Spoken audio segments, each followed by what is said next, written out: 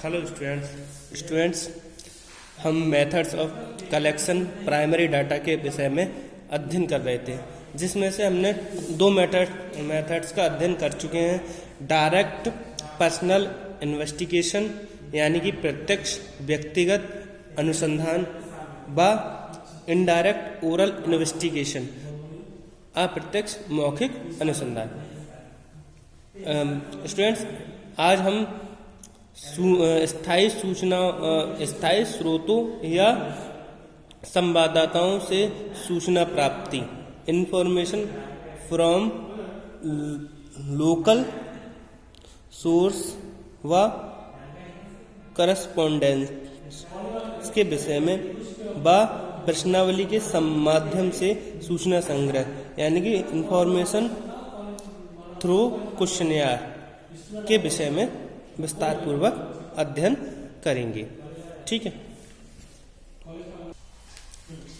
तो आज हम स्थायी स्रोतों या संवाददाताओं से सूचना प्राप्ति के विषय में जो कलेक्शन है, जो मेथड है, उसका अध्ययन करेंगे। इंफॉर्मेशन फ्रॉम लोकल सोर्स और करस्पॉन्डेंट्स। क्लियर? इस विधि से हम डाटा को जो कलेक्शन करते हैं वो हम क्या करते हैं कि हम जो सूचना होती हैं वो अपने तरीके से सूचना एकत्रित करते हैं।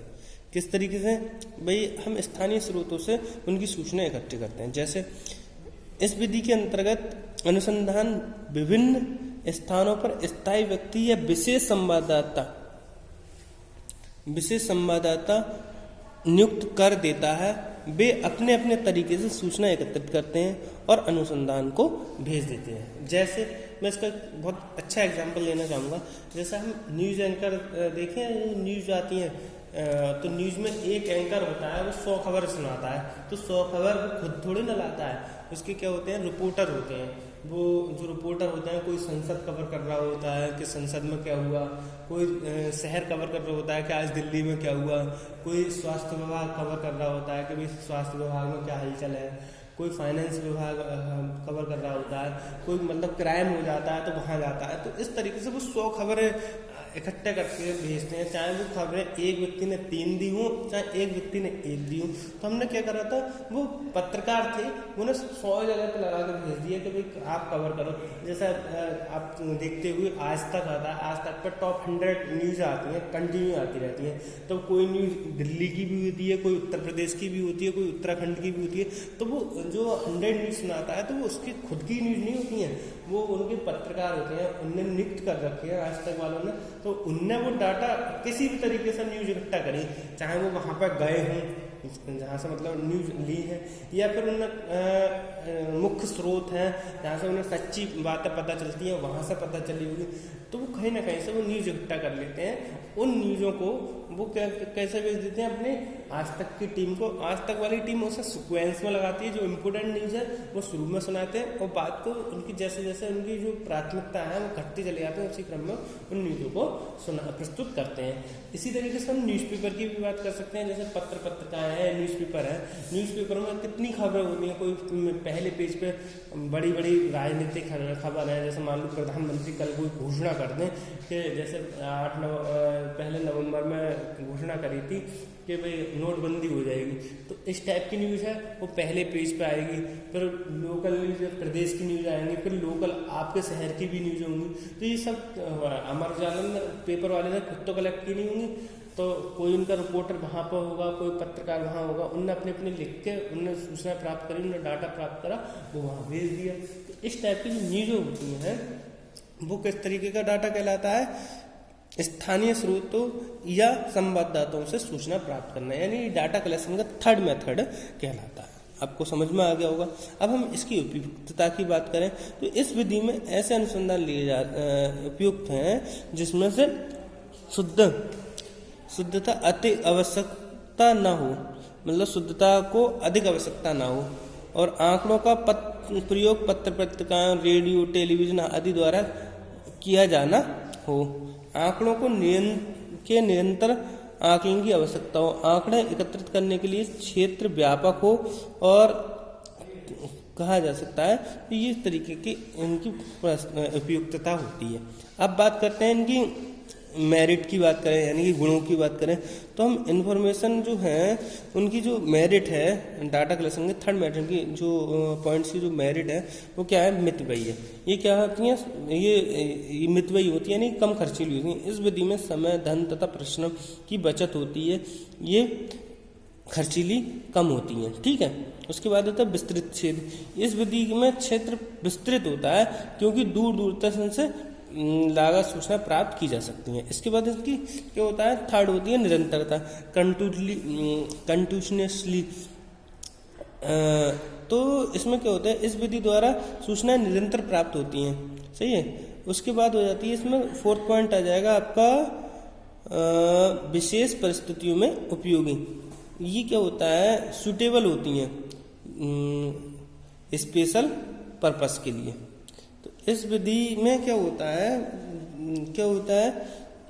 इस विधि में विशेष परिस्थितियों में उपयुक्त होती हैं। इसके द्वारा कृषि उत्पादन की कीमत की सूचकांक आदि अनुमान अधिक उपयोगी ढंग से प्रयोग किए जाते हैं। अब हम इनकी क्या बात करते हैं, इनकी डीमेरिट की बात करते हैं। इसकी कुछ जो मेरिट होंगी वो क्या होंगी, इसकी मतलब इसमें क्या कमियां भी होंगी। तो वो कमियां क्या हैं या डीमेरिट क्या है वो देख लेते हैं क्या है। इसकी जो डीमेरिट है वो है मौलिकता में कमी। इनकी जो सूचना होती है वो प्योर नहीं होती है, थोड़ी मौलिकता में कमी हो जाती है, ओरिजिनलिटी में।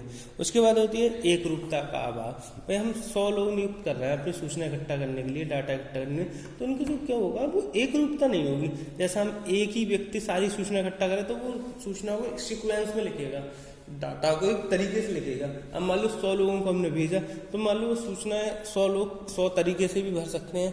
तो सूचनाओं को मतलब एक तरीके से कहा जाए एक रूपता का अभाव होगा। पक्षपात, भाई हम 100 लोग भेजे हैं हमने सूचना कलेक्ट करने, तो कोई भी पक्षपात कर सकता है और शुद्धता की कमी हो जाती है।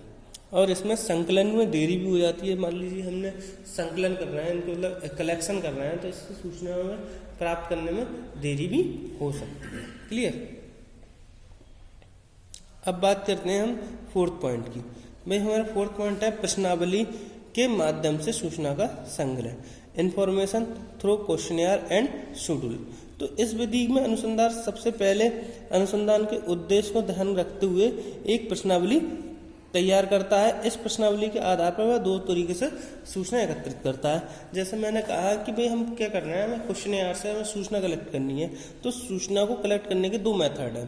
भाई हमें सूचना प्रश्नावली क्या होती है, जैसा आप लोग देखते हैं कि भारत सरकार को हर 10 वर्ष बाद जनसंख्या की जरूरत होती है कि हमारे देश में कितनी जनसंख्या बढ़ी और कितने दर से मृत्यु हो रही है और कितने दर से मतलब बच्चे पैदा हो रहे हैं। तो क्या करती है, जनगणना कराती है।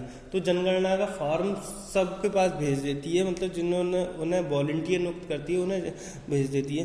तो वो प्रश्नावली बना के भेजती है कि किसके घर में कितने सदस्य हैं, कौन बूढ़ा है, कौन किस एज का है।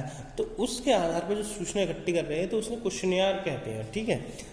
अब इनमें देखते हैं इन्फॉर्मेशन के लिए जो दो तरीके से हम प्राप्त कर सकते हैं, एक डाक विधि द्वारा और गणना विधि अनुसूची द्वारा। तो हम सबसे पहले बात करेंगे डाक विधि द्वारा। तो इसमें डाक विधि में क्या होता है, इस विधि में हम क्या करते हैं, हमने जो क्वेश्चनियर बनाई है अपने मूल्यांकनकर्ता के लिए, जो मूल्यांकन करना है, जिस चीज़ का मूल्यांकन करना है उससे संबंधित या रिसर्च से संबंधित हमने कोई क्वेश्चनियर बनाई है, तो उसे हम डाक के द्वारा सूचना जो भेजता है, जिससे हमें सूचना चाहिए, उसके द्वारा हम डाक द्वारा अपने क्वेश्चनियर भेज देंगे और वो व्यक्ति उसे भरकर वापस सरकार के पास भेज देगा। इस बात से आपको समझ में आना चाहिए कि जो स्टूडेंट्स थे, आप लोग जानते हैं कि भाई हमने क्या काम किया, क्वेश्चनियर भेजी किसी सूचना दाता के पास। तो जो सूचना दाता है उसे पढ़ा लिखा होना अति आवश्यक है। तो सबसे बड़ी कमी यही है, जब हम डाक द्वारा क्वेश्चनियर भेजते हैं तो जो सूचना देता है मतलब सूचना प्राप्त करता को, तो उसे पढ़ा लिखा होना अति आवश्यक होता है। क्लियर। अब हम इसकी मेरिट और डिमेरिट के बारे में बात कर लेते हैं। पहले इसकी उपयुक्तता के बारे में बात कर लेते हैं। अनुसंधान का क्षेत्र काफ़ी विस्तृत हो सकता है और सूचना देने वाला व्यक्ति शिक्षित हो। अब बात करते हैं इसकी मेरिट और डिमेरिट की। इसकी मेरिट की बात करें तो ये मितव्ययी होता है, मौलिक होता है, विस्तृत क्षेत्र वाला होता है। भाई इसमें क्या होता है, मौलिक होता है, ओरिजिनलिटी होती है, प्योर होता है। इसका क्षेत्र जो है विस्तृत होता है। मान लो मैं बैठा बैठा दिल्ली से सूचना बम्बई वाले की मंगा सकता हूँ, तो इस टाइप की जो सूचना होती है उसमें हम इस तरीके से फ़ायदा ले सकते हैं। अब बात करते हैं इसकी डीमेरिट की। डीमेरिट किसकी क्या हो सकती है? इसकी डीमेरिट काफ़ी है। एक उदासीन है, यानी लैक ऑफ इंटरेस्ट। भाई कोई एक व्यक्ति को मतलब जो आपने क्वेश्चनयार भेजी है उसे पढ़ने का मन नहीं है तो उल्टा सीधा भाग के भेज सकता है। और उसके बाद आया था लोचशीलता का अभाव। भाई इसमें क्या होता है, लोच का अभाव होता है। लोच मतलब कोई व्यक्ति है, अपने प्रश्नों को मान लो उसने 50 प्रश्न की क्वेश्चनयार भेज दिया आपने, अब उसका मन नहीं है तो और सूचना देने का, तो वो गलत भर के भेज देगा। और जब हम एक व्यक्ति डायरेक्ट सूचना लेता है तो वो क्या कर लेता है, एक एक क्वेश्चन से लोचपूर्ण, उसका मन नहीं है तो अपने हिसाब से उससे जो इम्पोर्टेंट क्वेश्चन होते हैं उनसे वो पूछ लेता है और उसके आधार पर वो सारे क्वेश्चन अपना भर लेता है। यह सीमित उपयोगी। इसमें क्या है, जो डाटा कलेक्शन हो रहा है उसका उपयोग केवल सीमित चीज़ों के लिए होता है। उसके बाद आता है पक्षपातपूर्ण। पक्षतापूर्ण होता है, इसमें निष्पक्ष नहीं हो पाता है, पक्षपूर्ण हो जाती है। और शुद्धता की कमी। जब हम कोई व्यक्ति से सूचना मंगा रहे हैं तो वो झूठ भी बोल सकता है हमारे क्वेश्चनयार में, तो ये भी हो सकता है। अब है गणना द्वारा अनुसूचियाँ भरना। इसमें क्या होता है स्टूडेंट्स, ये थोड़ा ध्यान से सुनना। क्या होता है, इस विधि में अनुसंधान के उद्देश्य में ध्यान में रखकर एक प्रश्नावली तो तैयार करी जाती है, जैसे हमने पहले भी प्रश्नावली तैयार। इस प्रश्नावली को लेकर सूचना देने वाला व्यक्ति के पास स्वयं जाता है। मैंने बताया था, एक समय टूल्स पढ़ा रहा था मैं, तो आपको मैंने क्वेश्चनयार और शेड्यूल पढ़ाए थे। तो क्वेश्चनयार में क्या होता है कि व्यक्ति क्वेश्चन को कोई भी भर देता है, और शेड्यूल में क्या होता है, जो सूचना प्राप्त करता है वो क्वेश्चनयार को स्वयं लेकर जाता है और सूचनादाता से स्वयं प्रश्न पूछता है। चाहे आप सूचनादाता क्या है, अनपढ़ भी है, तो वो क्या करता है, पढ़ा लिखा होता है, सूचना प्राप्त करता है, तो उस अपने आधार पर प्रश्न पूछ लेता है। समझ में आ गई बात? इस प्रकार प्रश्नावली को जो गणना स्वयं सूचकांक से प्रश्न पूछकर भरता है उससे सावधानी होती है और प्योर डाटा प्राप्त होता है। क्लियर? अब हम इसमें देखते हैं इसकी डीमेरिट और मेरिट। मेरिट की बात कर लेते हैं। तो मेरिट है विस्तृत क्षेत्र है, और शुद्धता है, और व्यक्तिगत संपर्क है, निष्पक्ष है, पूर्णतया है। तो ये चीज़ें क्या होती हैं, जब जो प्रश्नावली है उसे शेड्यूल के रूप में यूज कर रहा है व्यक्ति, तो इसमें क्या हो जाएगा, शुद्ध भी रहेगा, यानी कि एक्यूरेसी भी रहेगी, व्यक्तिगत संपर्क भी बनेगा और निष्पक्ष भी होगा।